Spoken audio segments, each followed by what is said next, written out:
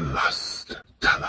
Hello, I am the last teller, and tonight's story is real. They say nothing good happens after 2 a.m, and perhaps there are some truth to that. So it was 2 a.m. in a quiet corner of Pakistan when a taxi driver decided he would take one last ride. He was parked near the station, engine idling, thinking of home, thinking of his warm bed. But he thought to himself, let's just take one last ride before we go home. As he was thinking that to himself, a late night train screeches in. Almost empty, almost silent. Only one passenger steps out. A tall man in a black suit, a bit odd for that hour, and too still for a living person.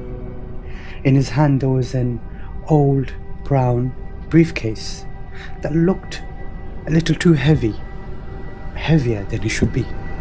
He walked straight to the taxi and he said to the driver, "Take me here," showing the name of a road not too far away, a road say 15 to 20 minutes drive from the station. So it was a good trip for the driver, 15-20 minutes and some money, and then he gets to go home and to his warm bed. So of course he said yes. Upon arriving, the driver realized that road is near a graveyard. The graveyard had iron gates leaning like broken teeth. The man didn't explain. He didn't say why he wanted to be there or where exactly he wanted to go, but the driver didn't think much. He thought, there are few houses, not many, but few houses near this road, near this graveyard, so perhaps he wants to go to one of these houses. So he didn't think too much to himself. Then when the taxi came to a stop, the man simply leaned forward and said, "Wait for me here. I'll pay you double if you take me back to the station." So the driver didn't hesitate. He thought, it's only 15 minutes away. That's just another trip for me, and then I can go home anyways. So he looked at his phone to see what time it was, so he can ask how long would he be gone for. As he looked up, that man had disappeared into the darkness. Minutes passed, 10 minutes, 15 minutes. The driver checked his phone again to see what time it was, and then he heard the back door open. Once he looked back, he saw that man. Then he simply looked at the driver and said, "Station." Now on the drive back, the driver says that it felt like something had changed. He couldn't exactly point his fingers to exactly what had changed, but something felt odd. Then suddenly he started to hear bone cracking noises. Out of confusion and being curious, he looked at the rear view mirror. Once he looked at the rear view mirror, he saw that the man in the back of the car was biting into something that he was taking out of his briefcase. Then the outside street light flickered, just long enough for the driver to see exactly what that man was biting into. He could see it with his eyes, but his mind was just refusing to believe. He was biting into what looked like bones, human bones. Even then, he forced himself to look forward and ignore what was going on in the back of his car. Then he nervously just about managed to get back to the station, and as he turned the engine off, he could feel the air getting cold. Then the man from the back leaned forward and he said, "I know you saw," and the driver's heart just sank. Then he said to him, "But no one must know. If you speak, there will be consequences." Then he handed him a coin, just one coin. As he put it into his hand, the driver looked down to look at the coin and realized it was an old, rusty coin that he did not recognize. As he looked back up, the man was gone. The man just vanished. He did not hear the door open. He did not hear any noise. Just simply vanished. Then frantically he put the coin back in his pocket. He jumped out of the car. He looked around to see that if he could find anybody near the car, he could find anyone, just to ask, "Did you see someone come out of the car?"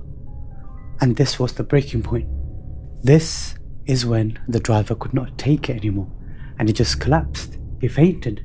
By morning, a crowd had gathered around him. They were whispering, they were talking, they were confused as to why there was a man that was passed out right next to his car. Then he seen that a man named Imran trying to wake him up, trying to make sure that he was okay. And Imran asked him, "Are you feeling better now? Do you want something to drink perhaps?"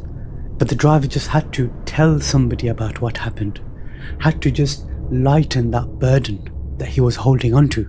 So he opened up to Imran and he told him exactly what happened. Every word, every detail. He told him everything.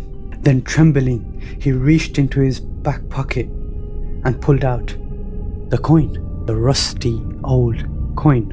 Then at that very moment, the driver's body began to fail, foam out of his mouth and violently shaking. Then silence. The crowd called it a shock, heart failure perhaps, or even fear. But Imran didn't believe that. Imran didn't believe any of it, because Imran kept that coin and he still has it. And even now, no one has ever recognized that coin. And as for the curse of the one passing away who tells that story, perhaps that driver's death is what took the curse away, because Imran is the one who tells the story. The next story comes from a man named Steve from Newcastle, England, in the early 2000s. Steve was a taxi driver, quiet man, worked long nights, same roads, same routine.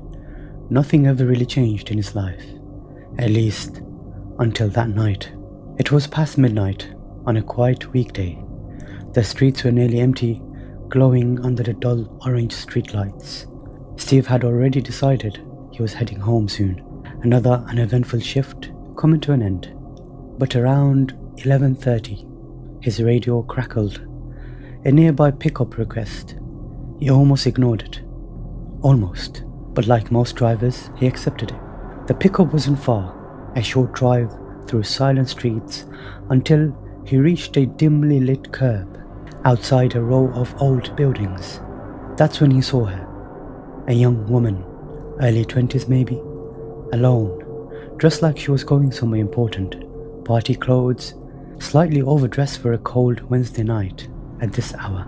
She didn't look lost, but she didn't look right either. She got into the back seat without saying much. No greeting, no eye contact, just silence. Steve tried to talk at first, weather, usual stuff, but she didn't respond, not even a nod. After a while, he stopped trying. Something about her made the silence feel intentional. The drive continued. Street lights passed one after another, and then finally she spoke. Just once. "Stop here." Door number 9. Steve pulled up outside an old residential building. Quiet, still, the kind of place that feels older than it should be. He glanced at his rearview mirror and said, "Alright, that will be..." She was gone. No door opening, no footsteps, no sounds at all. Just empty backseat. Steve froze. He even looked around outside the car, expecting her to be walking away, hiding from view. Nothing. No one. For a moment he convinced himself that maybe he just missed it. Maybe she got out too fast. Maybe he was tired.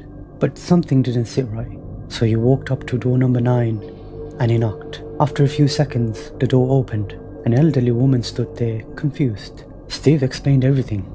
About the girl, the taxi ride, how she got dropped off here, but disappeared before paying. The woman's face changed instantly.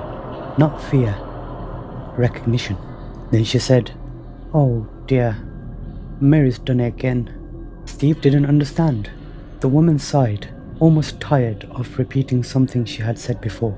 "I'm sorry, but I know this is hard to believe. My daughter Mary died in a taxi accident years ago. She never made it home that night." Steve felt his stomach drop. The woman continued, "But every so often, she still comes home, takes a taxi here, and then she disappears right in front of my door.